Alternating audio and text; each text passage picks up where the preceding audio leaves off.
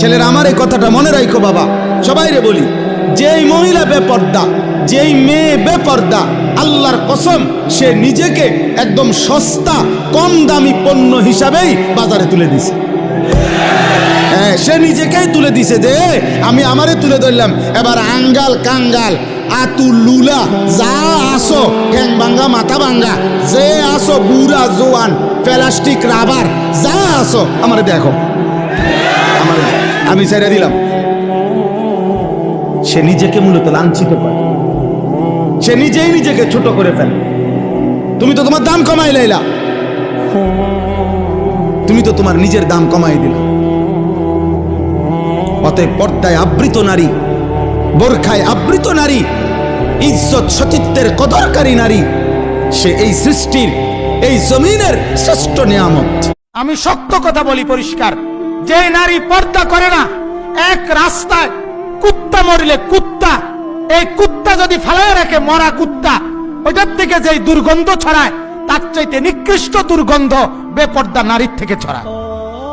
রাস্তার কুত্তা, মরা কুত্তাও এত গন্ধ ছড়ায় না, মরা কুত্তাও গন্ধ ছড়ায় না, মরা শুকরও এত গন্ধ ছড়ায় না।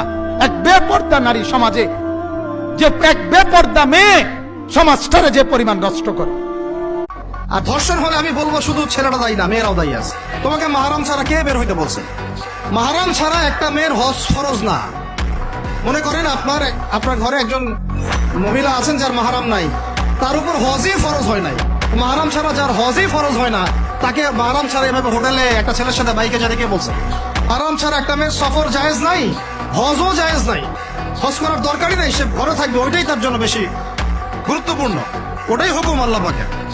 আর সে মাহারাম ছাড়া এইভাবে এখানে ওখানে ঘুরে বেড়াবে, ছেলের সাথে আড্ডাবাজি করবে, টাঙ্কি মারবে, চটপটে ফুচকা খাবে, এরপর 4-5টা ছেলে মিলে ওকে ধর্ষণ করে দিলে সব ছেলে দোষ ওই ছেলের উপর আসবে?